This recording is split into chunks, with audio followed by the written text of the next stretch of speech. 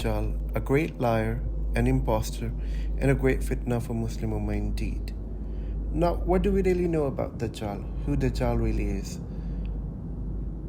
In order to find out, we need to turn to the books of Hadith that clearly mention not only his physical appearance but also what he is capable of. In one of the Hadiths, Holy Prophet, peace be upon him, describes him as Dajjal is blind in the right eye, and his eye looks like a protruding grape. And in another Hadith, Holy Prophet said, Allah did not send any prophet but that he warned his nation of the one-eyed liar, Dajjal. He is one-eyed while your Lord is not one-eyed. The word kafir is written between his two eyes. Hence, it's evident from this Hadith that Dajjal is going to have unusual appearance. He's going to have some sort of eye defect. He's going to be blind in the right eye. And he's going to have the word kafir written on his forehead. In another hadith, the Holy Prophet, peace be upon him, told us that only believers would be able to see the word kafir written on his forehead, even if they're illiterate. As long as they have faith, they're going to be able to recognize Dajjal and reject him. Now, why did Holy Prophet, peace be upon him, repeatedly warn us against the fitna of Dajjal? It is indeed because he's a great test for the mankind. When he comes out, he's going to come with the claims of being the Messiah, being the God. And a lot of people would end up believing in him because he's going to use different deceptions to influence people. When he walks, he's going to walk with the rivers of water and fire. He would have this ability to grow crops, grow vegetation, and bring rain if he pleases. He would have the ability to make the dead rise from their graves. And some will end up believing him.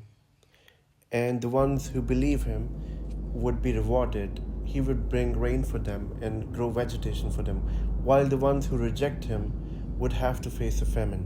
What else is he going to be able to do? He's going to travel really fast like a rain cloud. He would ride a donkey with a span of 40 cubits between his ears and travel throughout the world in 40 days, except for Mecca and Medina, that he won't be allowed to enter. And if we consider the description of the donkey, some scholars are of the view that there is going to be another world war, which would destroy all the technology in the world, and we would go back to the time of donkeys and carts. While others are of the view that maybe perhaps he's going to have the latest technology at his disposal that he's going to use. Perhaps he's going to have the fastest aircraft in the world that he would use to travel the world.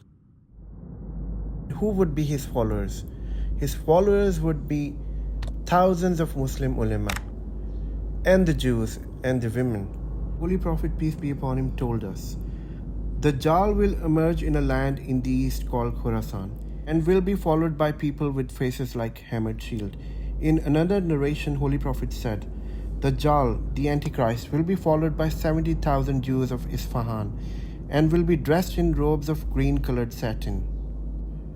In another hadith, Holy Prophet said, there will be no town which Dajjal will not enter except Mecca and Medina, and there will be no entrance road of both Mecca and Medina, but the angels will be standing in rows guarding it against him. And then Medina will shake with its inhabitants thrice, and Allah will expel all the non-believers and hypocrites from it.